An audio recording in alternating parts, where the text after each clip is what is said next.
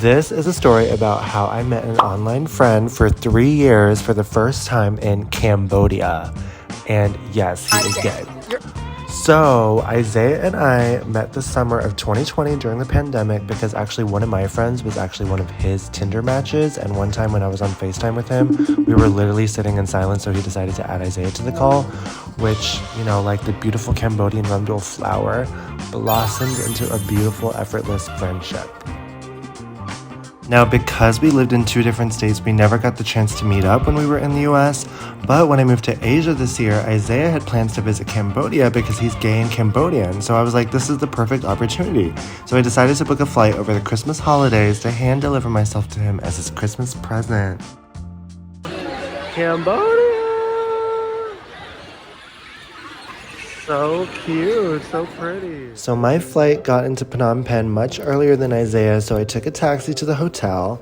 On the way, I asked about what food I should try when I'm here. You have a national dish? What's it called?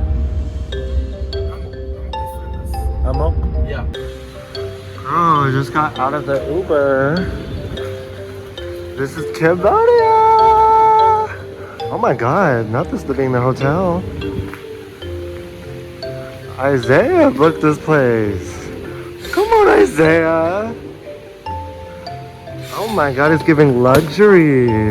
Now, Isaiah was supposed to get here not long after me, but I checked his flight status and that shit was delayed for hours. So I decided to take myself to a local gay bar and meet some of the dolls at Phnom Penh.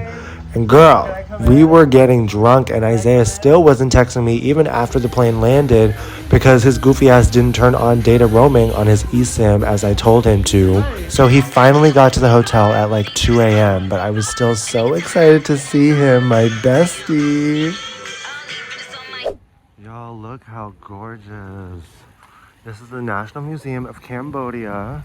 It holds the largest collection of Cambodian history here in Phnom Penh. And where's Isaiah, my tour guide? So this is the moment before Buddha. Before the Buddha reaches nirvana, Mara, the manifestation of desire and greed, comes with his armies to disturb the Buddha before he calls the earth to witness. Y'all, look at how cool these plants are. And look at how gay this boy is. Oh, that's no. In the sense that, They just grow like that. That's a whole lot of chicken. Try one. Sao, nhá mẫu. Come on, try it. Don't thrill. Come on, you're in Cambodia, girl. Come on. Was you scared? Fucking camera out my face. Y'all, it's giving Grand Central Station, but it's like, this is the grand market for all these shops.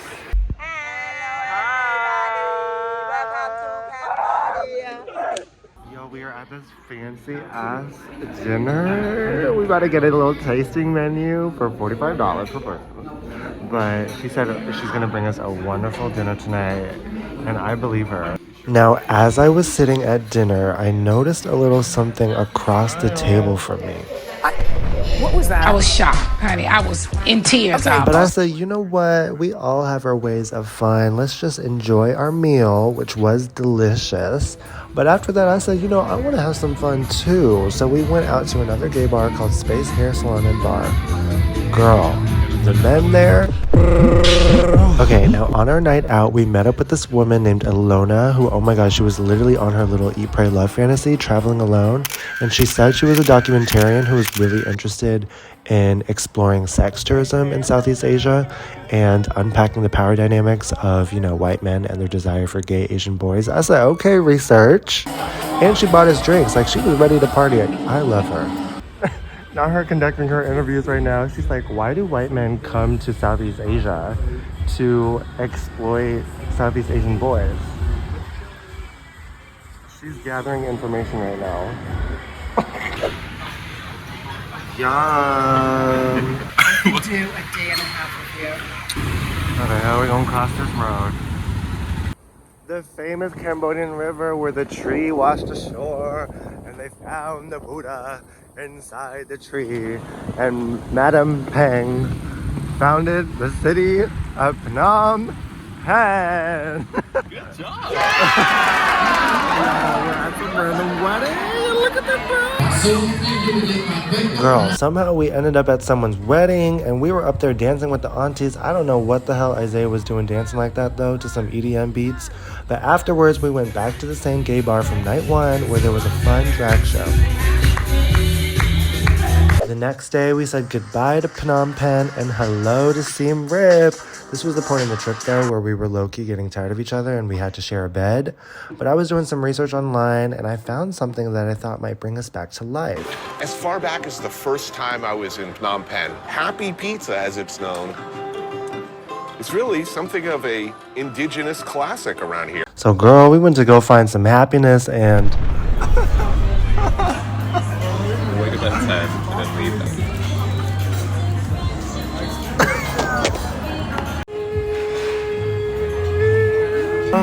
Uh-oh.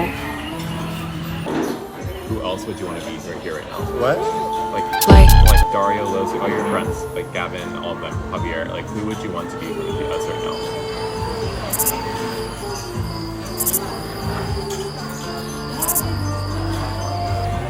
Y'all, we were last night. I don't know what the hell we had. Actually, yes, I do. We had this pizza. This pizza fucked us up. But now, two hungry bitches on the search for food. We're gonna get number time. What's that? Chinese, okay, let's go. After a hearty breakfast, we headed to the beautiful temples of Siem Reap, and obviously we had to start with the iconic Angkor Wat, which was so big we spent almost 2 hours exploring. And I had my tour guide, Isaiah, who was explaining so much about the art history and the architecture of the place. Like for instance, the pillars on the window galleries are designed with particular grooves so that when the sun hits them, it casts shadows on the walls that resemble the shapes of the central towers of the temple. Like, isn't that so cool? Afterwards, we explored some of the other cool temples such as Angkor Thom and Ta Prohm. Yo, this is the temple that the Tomb Raider was based on. And that ringing sound is the cicadas. And look at that tree.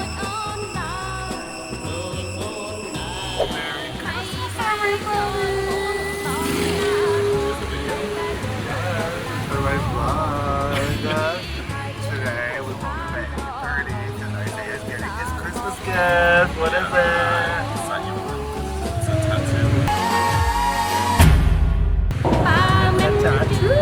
So in Cambodian culture, tattoos hold cultural and spiritual meaning to the wearer, and we went to this place where they train tattoo artists about the rituals and the significance of the sakyant.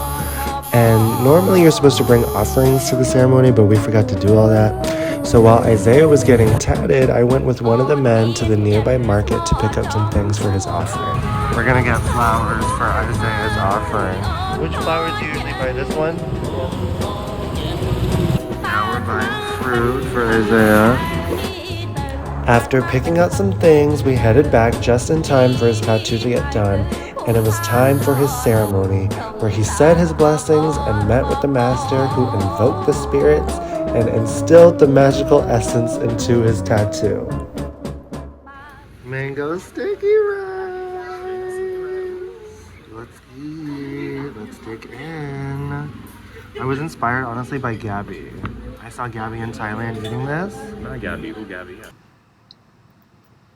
It looks so good.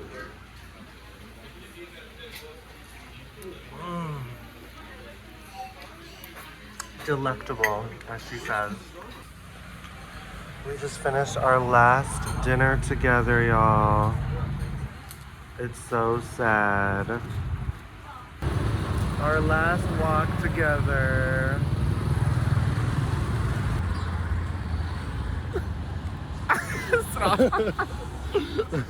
So we survived the Cambodia trip, girl, and honestly, it was so much fun. The people here are so incredibly welcoming.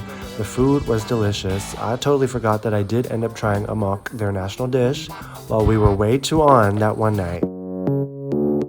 But most importantly, I'm so happy that I finally got to meet Isaiah and have him share all he knows about his culture with me.